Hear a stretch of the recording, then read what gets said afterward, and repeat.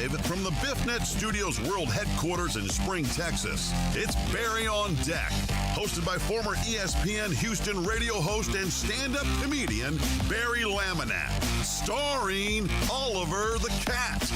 Written by Barry Laminack, produced by Barry Laminack, directed by, you guessed it, Barry Laminack, featuring sports, entertainment, special guests, film sessions, and some drinking. Okay, a lot of drinking. Viewer discretion is advised. And now, here's your host, Barry Laminack. Oh, what's up, you damn dirty deckheads? Welcome to Barry on Deck.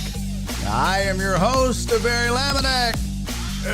Thank you guys for being here. Today is Wednesday, November 6th, 2024. And this is episode number 800 and shit, I don't even know, 64 of Barry on Deck. Welcome to the show. Welcome to the program. Hey, hello, hi. How are you? Short show, obviously. And for just getting rolling right now. Sorry. You know, sometimes life gets in the way. Sometimes shit comes up. I was like, well, I wasn't going to do a show. I'm like, why? But you know what? Something's better than nothing. Because I did want to talk about the college football panels, rankings, and I wanted to get into that a little bit. And yeah, I thought it would be an interesting conversation to have. And I didn't want to not do a show today. You know what I mean? I thought that would be a cool thing to do. Yeah, especially given last night, for some of you, it was elation. It was a time of celebration. And for some of you, it was doom and gloom, as is always the case in an election in this country over the past, I don't know, 3 election cycles, I guess. Maybe more than that, 4, 5 election cycles. We have come to a point in this country where if you're on the winning side, you are ecstatic. You are rubbing it in the face of the losers. And if you're on the losing side, it is the end of the world as you know it. And it just feels like things are just going to be the worst. And if that's you, calm down. Yeah, I said this last night on Twitter before we even knew. I was like, at some point, whoever loses, they're going to feel like the world is ending. It's not. We in this country tend to give the president too much power in our minds. This is why we have a system of checks and balances. Now, you know, can a president fuck shit up? Absolutely. You know what you need to really be worried about? You need to be worried about those jackasses in the Senate and the House. That's who the fuck you need to be worried about. All right? Yeah, the president, obviously, if you don't like the choice, you should be worried about that too. But you need to be equally worried about the jackasses in the House and the Senate. And we never fret about that. We never worry about that. So, folks, if you're excited and you're happy today, congratulations, I'm happy for you. If you're doom and gloom, calm the fuck down. It's gonna be fine. I remember people that were freaking the fuck out when Obama was president. I'm moving out of the country. They're gonna take our guns. None of this shit ever happens, okay? Just relax. We're all gonna be fine. We're all gonna be okay. If you want to be worried about anything, just be worried about policies that maybe like affect your pocketbook. But there are people that are like, oh my God, it's gonna be, no, Cece, I'm preaching a positive message, Cece. I'm preaching a positive message. I'm telling everybody to chill out, relax, and just calm down. Everything's fine. I'm telling the people that are freaking out, because there are people that are like, it's all over. No, it's not. Just chill the fuck out. Things are gonna be fine. This is you give people way too much credit. This happens like over the last 5 election cycles that everybody's like, Oh, it's the worst. No, this happened, during Obama twice. It happened when Trump was elected the first time. It happened when Biden was elected, and now it's happening when Trump's elected again. Calm down. We're America. Just calm down. We're fine. No, look, we're not going to get into it. All I'm saying is, I hate to see it sound like Aaron Rodgers, but if you're one of those people that's freaking out today, relax. Go get you a nice CBD gummy, pop that bad boy, chill the fuck out. Okay? It's just like when, people were worried about Obama coming for their guns. Fucking calm down. Shit ain't happening. All right? You didn't have to channel that jackass. Oh, Aaron Rodgers. At first, I was like, wait, did I do Trump hands by mistake? Is that... all right, so we got sports to talk about, and we're going to get into it hot and heavy. By the way, I don't know why those topics aren't supposed to be there. This is not... Those topics shouldn't be there today. We're not doing that. We're basically just talking CFP. How long till... who knows? We're not going to... I'm not getting into any of that, and I don't want to. I really don't. And I don't, because I don't care. Like, I just... Hey, what up, Shelby? Good to see you, sweetie. I mean, we have a very short show today, and the last thing I'm going to do is sit here and talk about shit about the election. You know what I mean? Like, the only thing that I got into it with was I just said that I think the Electoral College is dated and stupid and needs to go away. This whole thing should be popular vote. One person, one vote. And of course, people came out of the woodworks and called me a fucking moron.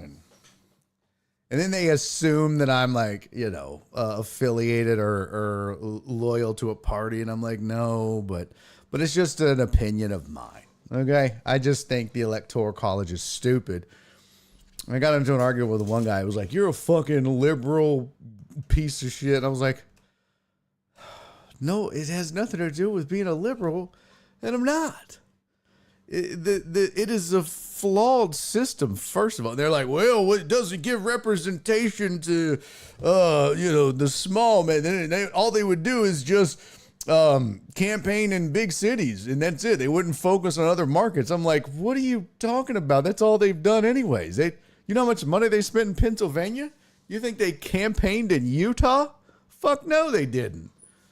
That's not how this works. They spent money in the swing states. So what's the fucking difference?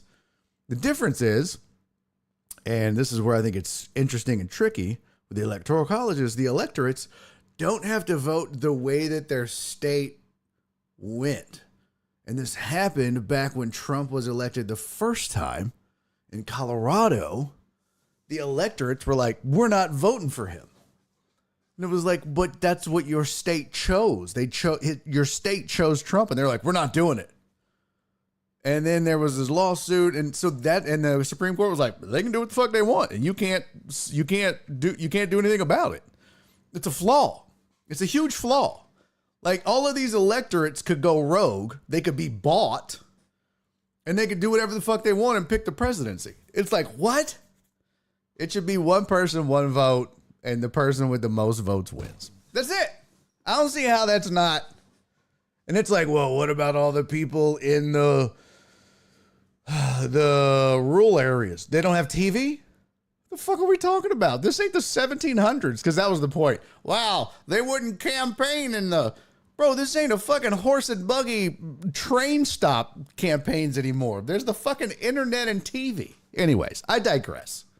The Electoral College argument has nothing to do with a political party affiliation. It has to do with an antiquated system that was created because politicians didn't trust the people to be educated enough to pick a president. Times have changed. I digress. What we really need to talk about is how the Aggies got fucked. All right, CFP came out. I don't know if you saw it. CFP came out, and boy, let me tell you what. I found it quite interesting, some of the choices that were made. Hold on, let me get my little slide pulled up here. I found it interesting because now this is just the first. Yo, bro! Thank you for the 303 minutes, sir! Joe Bro, he said, good afternoon, Mr. Laminack. Hello, deckheads. I appreciate y'all waiting for me to get home on my horse and buggy. Yes, sir. You're welcome, sir. Appreciate you joining us as late as it is. Wait a damn minute. Wait a damn minute. Where's my slides at? What the fuck? Dirty son of a bitch. Where'd my slide go? Oh, there we go. I'm so confused. Okay. You dirty man. Create virtual input. I don't know what the fuck is happening right now, kiddos. No clue. Shit's just gone to, as Jenny would say, hell in a handbasket. Okay, I found it now. I found my little slide, as Nora would say. She always has to add little to things, and that's not cool. Here we go. Here is your selections. Number 1 is Oregon. Yep. Number 2, Georgia. Number 3, Miami. Number 4, BYU. Number 5, Ohio State. Number 6, Texas. Number 7, Penn State. Number 8, Tennessee. Number 9, Indiana. Number 10, Notre Dame. Number 11, Alabama. And number 12, Boise State. A lot of names on this list that are interesting, in an interesting order. A lot of names not on this list. First name out was not Clemson, not A&M. SMU. What? Ride Mustangs. I don't think that's their slogan. Pony up. I don't think that's it either. Mustangs, SMU Mustangs, 13th overall. The first team not on the list. I know. Can you believe it? Quite a bit of a shock if you kind of haven't been paying attention. But if you've been following college foosball at all, you know SMU is not to be fucked with, to put it mildly. They're a good football team, and they have been playing well. Oopsie. They've been playing well for the better part of the season. So if SMU beats Miami in the ACC championship, does 2 ACC teams get in the playoffs? Just a good question. I doubt it. You know what? I don't know, B. Hannon. People seem to be smitten with Miami, and I'm not sure the love affair. You know me and how I feel about Miami. I think I'll say about Miami what people have been saying about the Aggies. Miami's fool's gold. They're the luckiest 9-0 team in the country by far. They're not Miami. The Hurricanes are the Kansas City Chiefs of college football. They're lucky to be undefeated, but they just keep finding a way to win. So you can't knock the hustle. I mean, they just keep winning. Oh, it is Pony Up? I'll be damned. I just made that up. That's hilarious. But I am not impressed with Miami. They should have lost a couple of games. They've been lucky. And I mean, look, it's the top 5 teams are in. It's the top 4 ranked conference champions. and then the 5th ranked team, but the top 4 get a bye. Right? Christopher Mina said BYU is the fool's gold along with Penn State. Well, Penn State's not undefeated, but I agree with you too. I never thought Penn State hadn't beaten anybody. And then the one big game that they did play, I mean, they hung in there against Ohio State, but yet and still, I mean, some of these teams have some ugly losses. Their one loss is an ugly loss.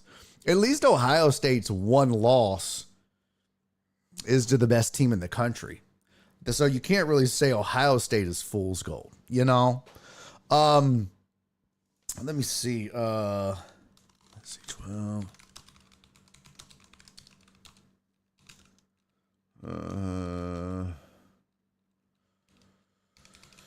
Let's see.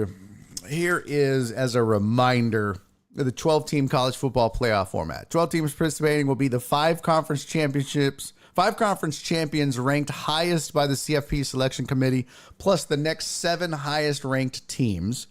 Ranking of the teams will continue to be done by a selection committee. The 4 highest ranked conference champions will be seeded 1 through 4 and will receive a first round bye.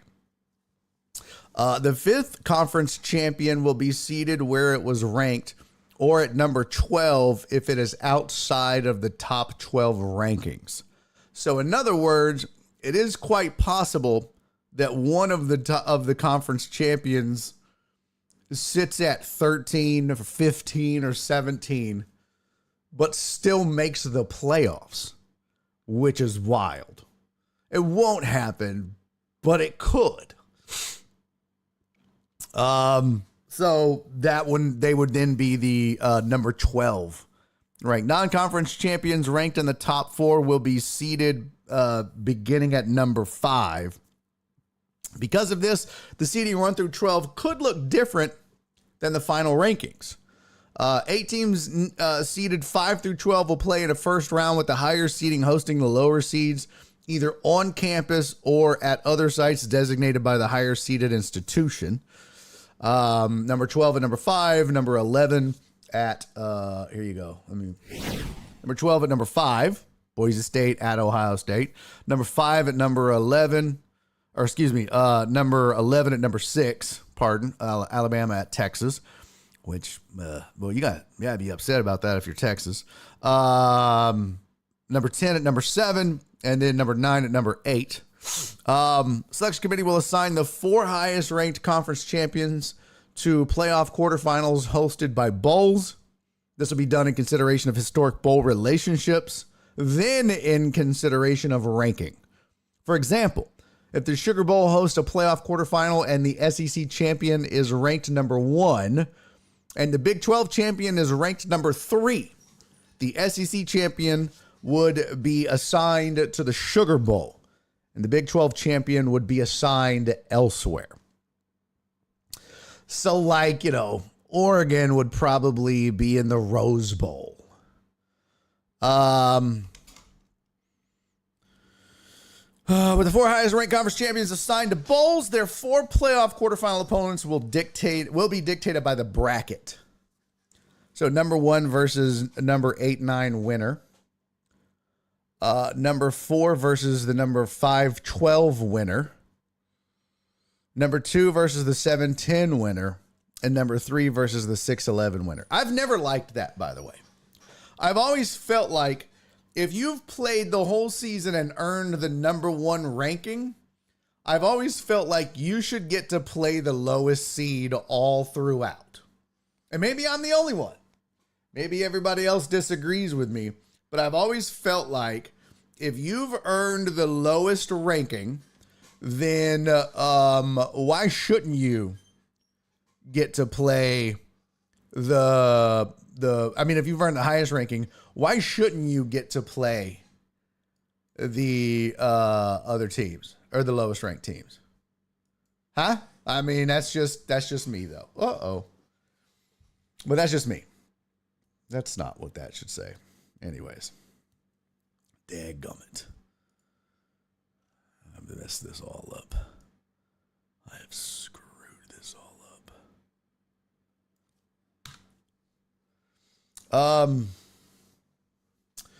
So that's how that goes. College football player bracket will follow the selection committee's rankings with no modifications made to avoid rematches between teams that may have played during the regular season or are from the same conference. Bracket will remain in effect throughout the playoff. No reseeding. Highest seed will receive preferential placement for the playoff semifinal bowl assignment. All 11 games will be under the CFP umbrella with the administrative policies determined by the CFP. That's it. Then it's got some dates on here. CFP first round on campuses is December 20th and 21st. Quarterfinals are December 31st and January 1st. Playoff semifinals are the 9th and the 10th. And the national championship is on January 20th in Georgia. So that's it. That is it. Man, can you believe December 20th is the first round of the playoffs? We're like 6 weeks away. But there you go. What does it say? That's the only flaw. Yeah, you know, I do think the Aggies don't deserve, after that loss to South Carolina, they certainly didn't deserve to be in. But you know, they take so basically what it is you have the 4 conference leaders, and then you have the what's it called? The ranked opponents. So I was trying to look up the conferences. Let me see here. So standings. There we go.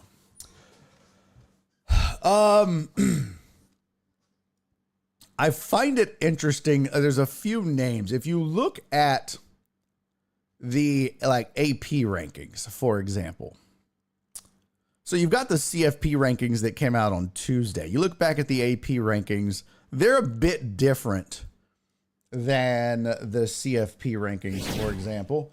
Your AP poll rankings had Oregon at number 1 all by themselves, Georgia 2, Ohio State 3, Miami 4, Texas 5, Penn State 6, Tennessee, Indiana, BYU, Notre Dame, and then Bama, Boise, SMU, LSU, A&M, on and on and on, which is wild that LSU is now ahead of A&M, even though A&M beat them head up, but they would never have leapfrog A&M above Notre Dame, which is wild, but whatever. A&M's never going to get respect in the poll, and quite frankly, they don't deserve it because they keep shit in the bed.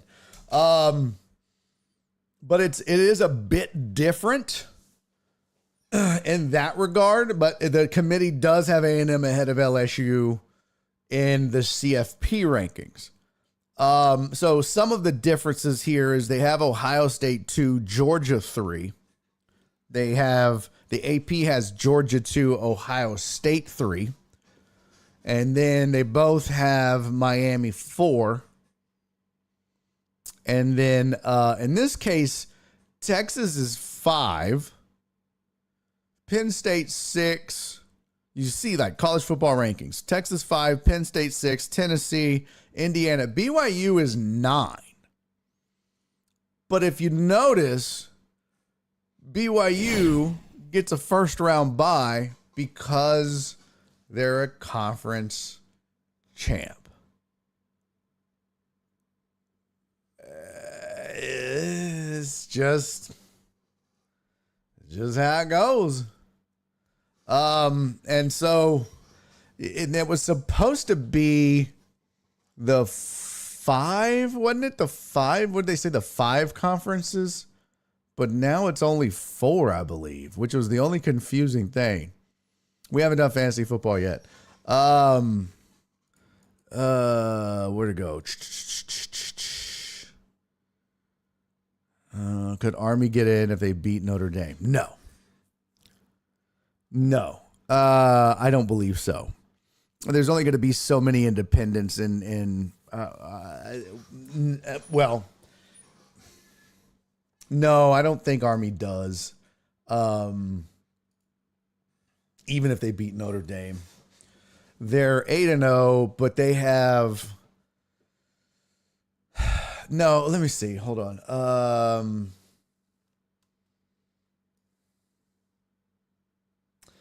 No, I don't think they do. Well, they're in the AAC.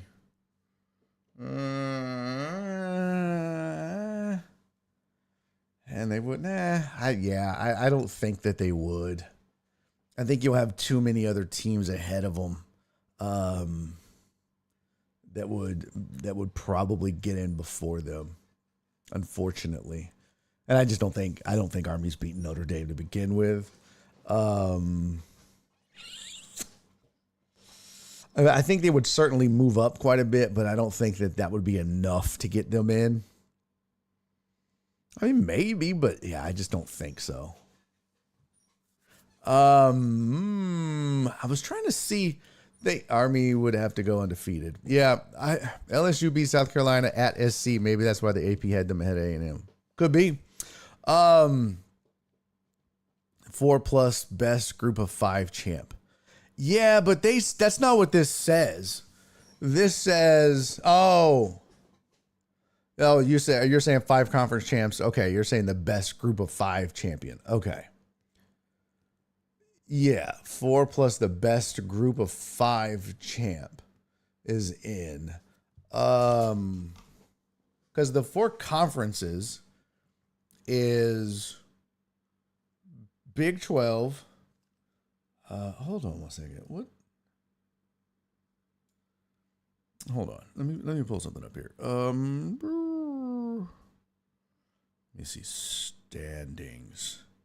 Right. So the 4 conferences is the Big 12, the Big 10, the SEC, and the ACC.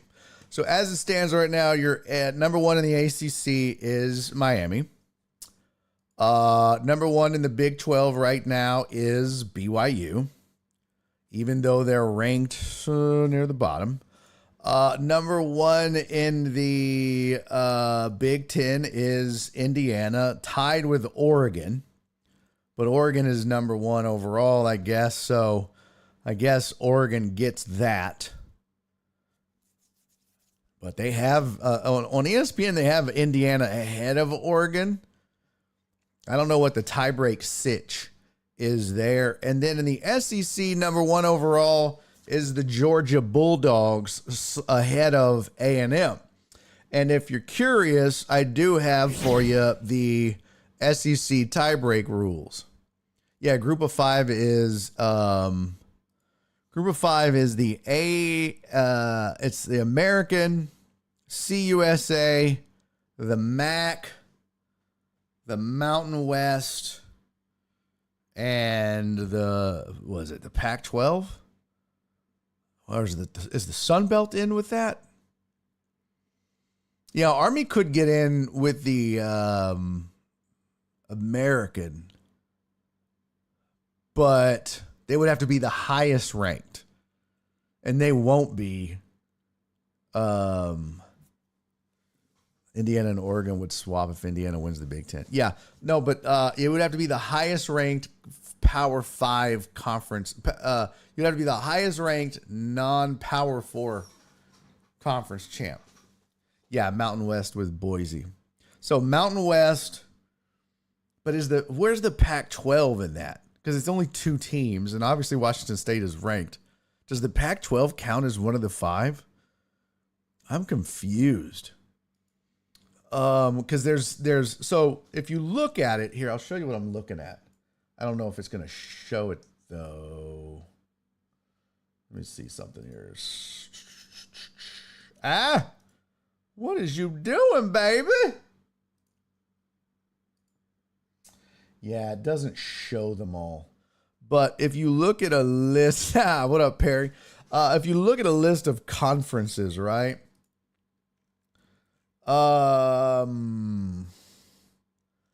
Going by names, it's ACC. So the Pac-12, yeah. What does that see? Let's see, the group of 5 conferences. Let's see if they list them. Aha. Group of 5 conferences is the American, Conference USA, Mid-American, Mountain West, and the Sun Belt. So what happens to the Pac-12? For the other 5 FBS. So I guess the Pac-12 is just fucked. Are they just considered independents? Interesting. So that's what it is then.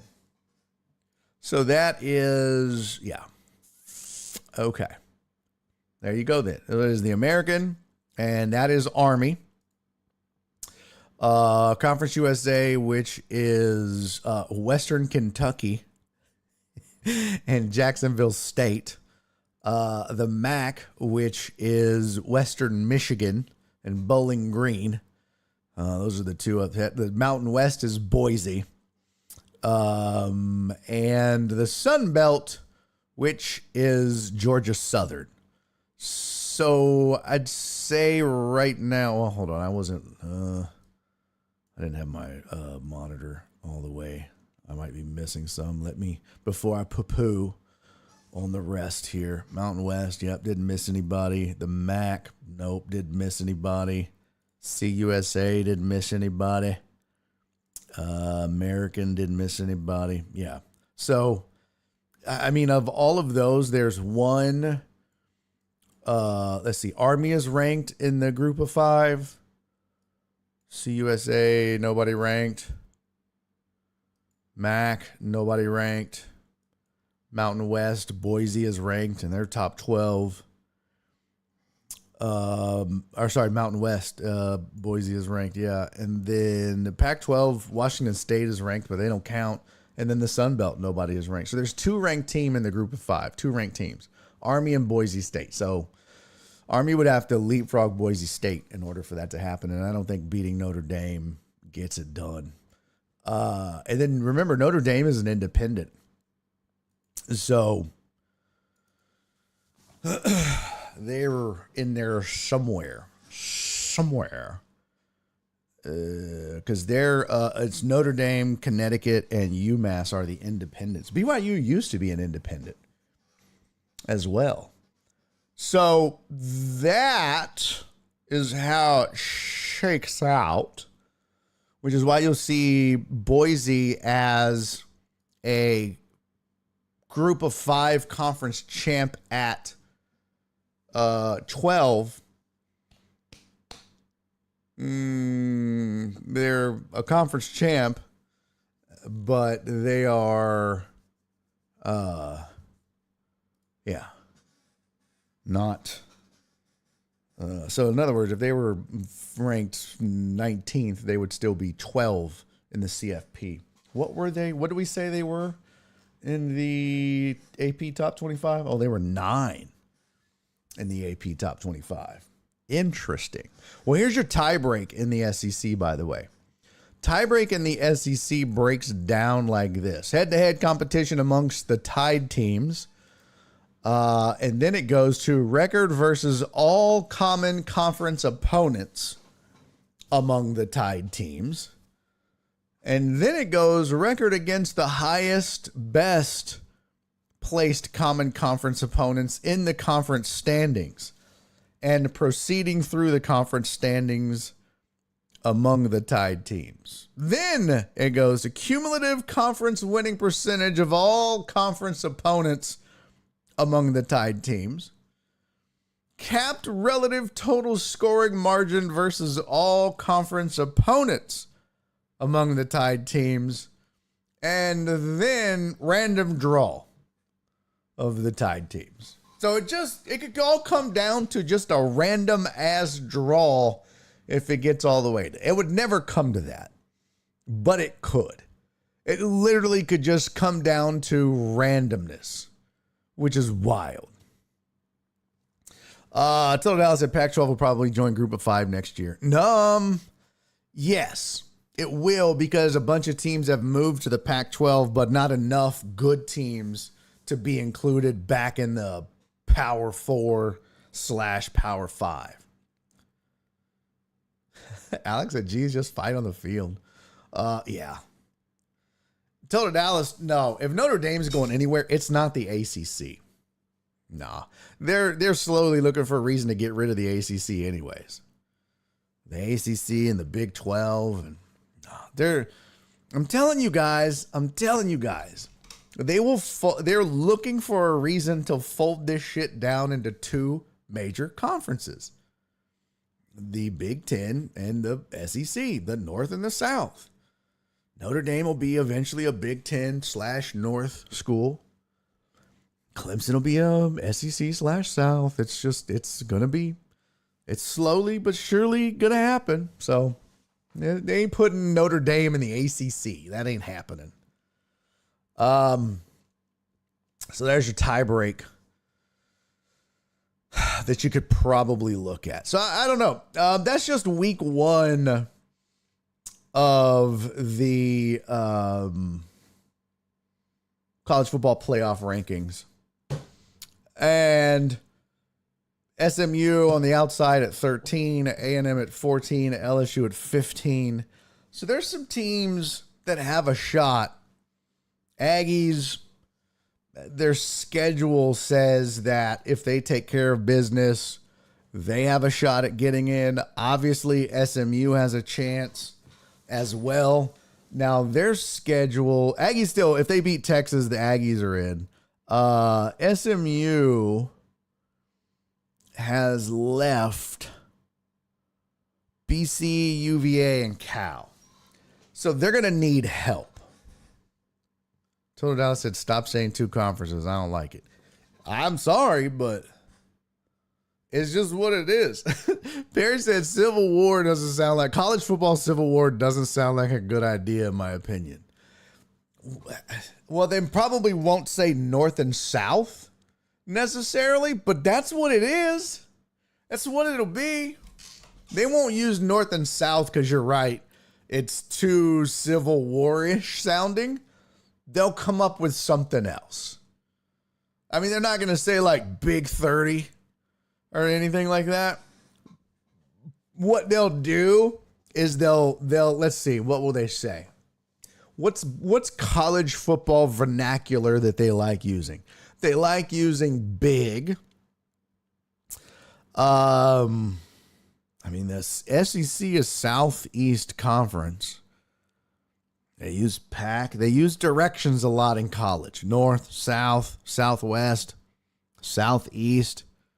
So it's not unheard of and crazy to think that there would be a North Conference and a South Conference.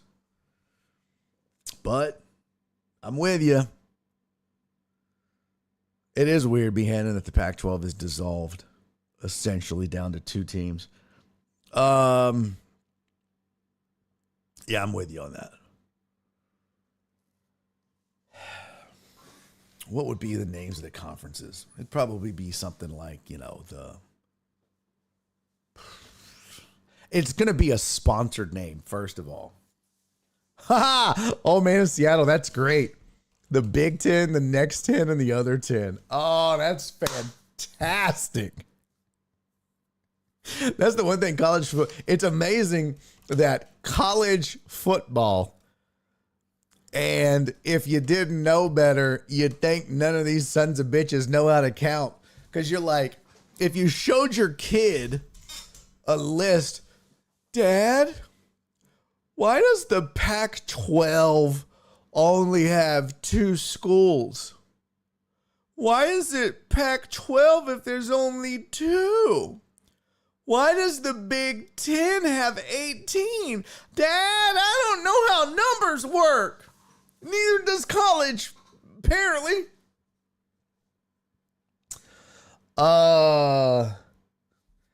Yeah, what I think you might find is it might be, I'll say this. Whatever they end up naming it, whatever they end up calling it, it's going to be sponsored. Right? So it's going to be the All-State North Conference.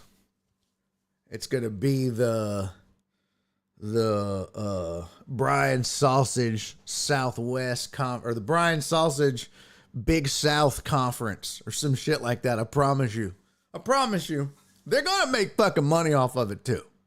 All right. It's going to be 2 big ass conferences of all the major schools that anyone gives a shit about. It's going to be sponsored.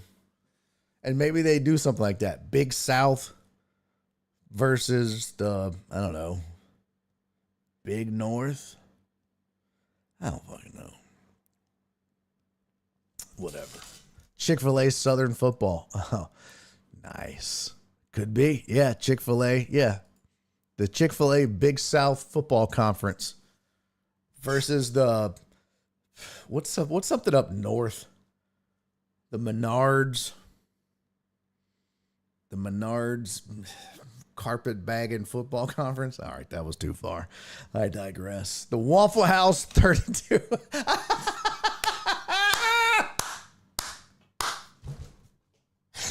Joe Pro, the Waffle House 32, and the Publix 40.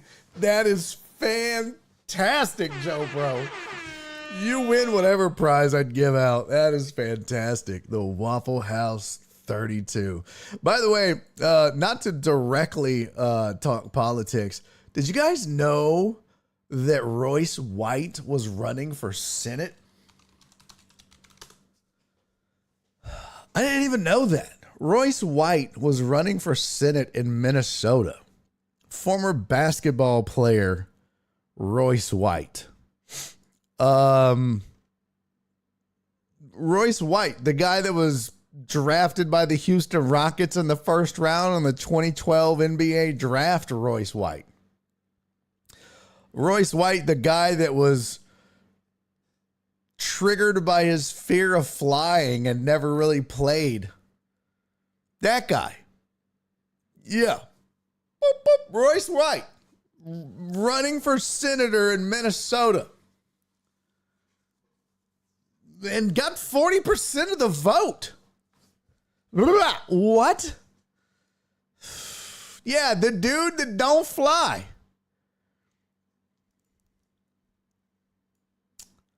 Only in America. Only in America. And Steve Garvey was running for senator in California, if I'm not mistaken. Wasn't it Steve Garvey? Steve Garvey. Yep. Right. Yep. Steve Garvey. It's wild, man.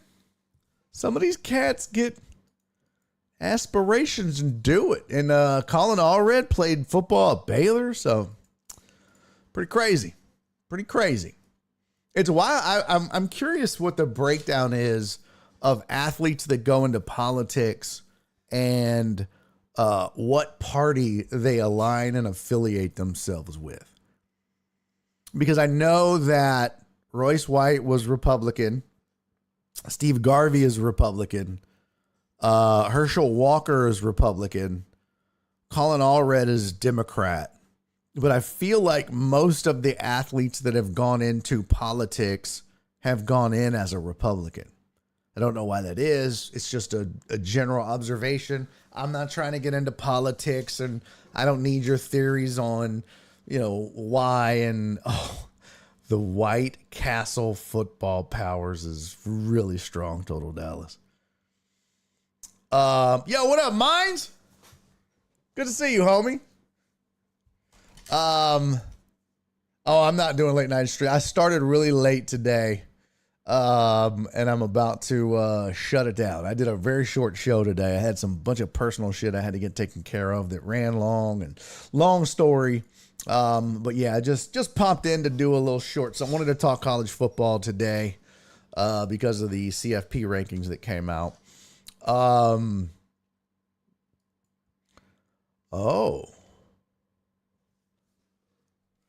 this is interesting. So, coach, this is weird. it says that the Carolina Panthers are going to start Bryce Young in Sunday's game against the Giants. I didn't see that. That's weird. That's news to me. So, Dalton was 0-2. Did Dalton get hurt? Oh, yeah, Dalton did get hurt. That's right. Okay. Interesting. And then I did also see where the Browns GM is non-committal on Deshaun Watson going forward. Rightfully so. Jesse Ventura was an independent. That is right. That is right. Yo, what up, Yeet? Good to see you, man. Mines, I wanted to look it up. What is the standings right now? Your Raptors, 2-6. Well, it's, could be worse. Could be 0-8. So, all red former Titans. That's why he lost. Is he really? I know he played at Baylor. I didn't know he played professionally. That's wild. Yes, you can have 20 seconds of my time, but then I got to go. I've got a gig tonight that I have to prepare for. But you have 20 seconds. The floor is yours, Mines. The floor is yours. There was one other thing I wanted to discuss that I had tweeted out. And while Mines is typing, oh, shit. Oh, Nico Collins is active. Houston Roughnecks trade quarterback Keontae Thomas. Nico Collins is active. And Shelby! Thank you for the 500 bits, sweetie. You're the best. You're the best, Shelpsters. Good to see you. That's 2 days in a row, Shelby. That's crazy talk. What is happening right now? Let's see. Every game after our home opener has been close, and we're starting 2 and 3 rookies. Barnes, Olenek, Quickly, and Brown are all injured, so we're basically only playing young guys right now. I don't mind us losing because I want to get a good lottery pick and possibly get Cooper Flagg in the draft. Well, your theory is good. The problem is, yes, Nico is back. Well, okay, real quick, let me talk to Mines real quick, and then we'll address the Nico Collins thing. That's the other thing I wanted to get to before we get out. I agree with you about tanking and sucking to get Flagg. Everybody's trying to do that. Here's the thing, though. You got some pretty good competition in that regard, and like you said, I don't know if the Raptors are bad enough, if that makes sense. They're bad, but I don't know if they're bad enough, right? Like, the Jazz are bad. I expect the Blazers to be bad. I think what's going to happen for your Raptors, and look, I think they'll be one of the worst teams in the East for sure. Now, right now, Philly and Milwaukee sit at the very bottom of the East, and I don't think that's going to remain the same.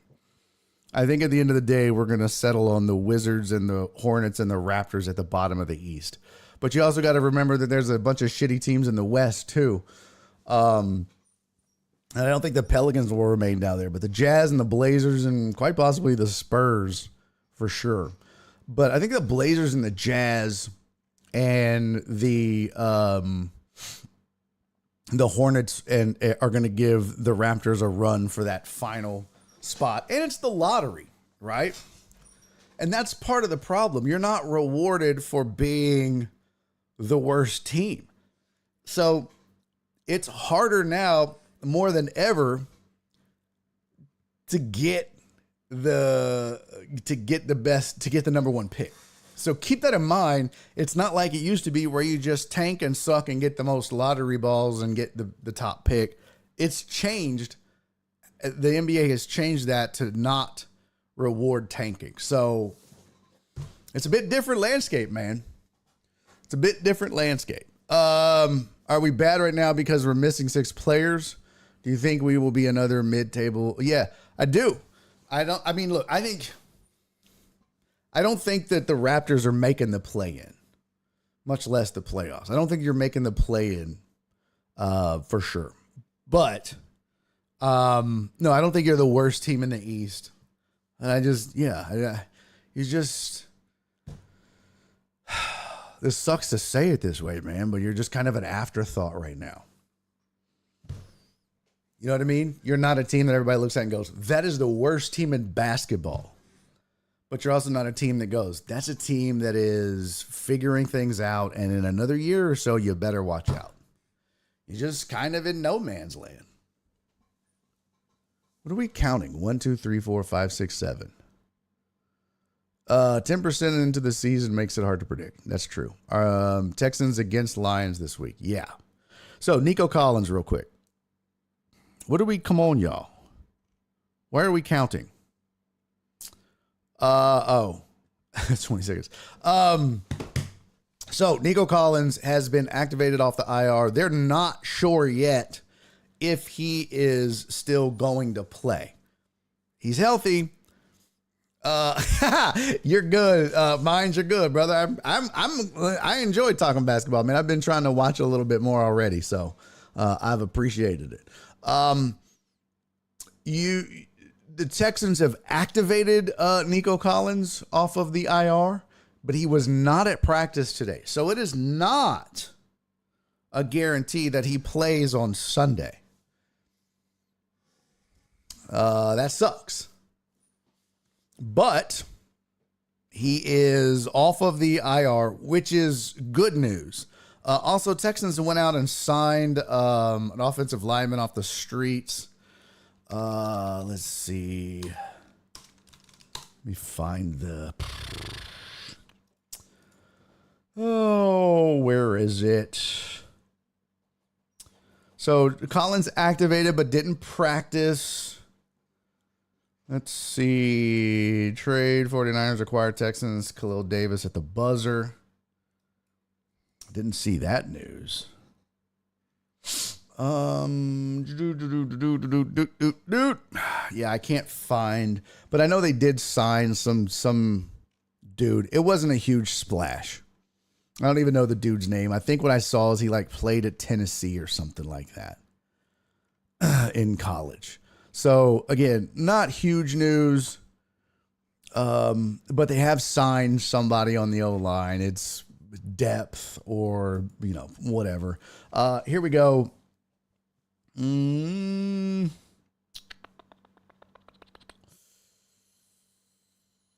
Collins is eligible to return, which would make a huge difference. Those that did not participate in practice on Wednesday: Will Anderson, Derek Barnett, Foley Fadasaki, Kenyon Green, Dylan Horton, and Damian Pierce. Limited participants included Aziz Al-Shair, Jake Hanses, Jerry Hughes, Shaq Mason, Jeff Okuda, Laramie Tunsil, and Jimmy Ward. So, interesting. And, yeah. So, Nico not a 1 on the depth chart right now either. That'll change.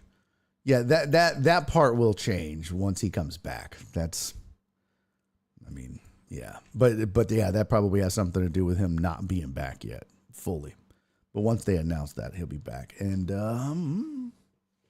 yeah. All right. Well, that's it. I wanted to get the CFP stuff out of the way. I thought that was kind of the big news right now. And yeah, Texans, Nico Collins, and Royce White. That's all I got. I mean, hey, we got about an hour in. Not too bad. Not too shabby. Not too shabby. Well, what's tonight? Do we have anything good tonight, sports-wise? What's on? What's airing tonight?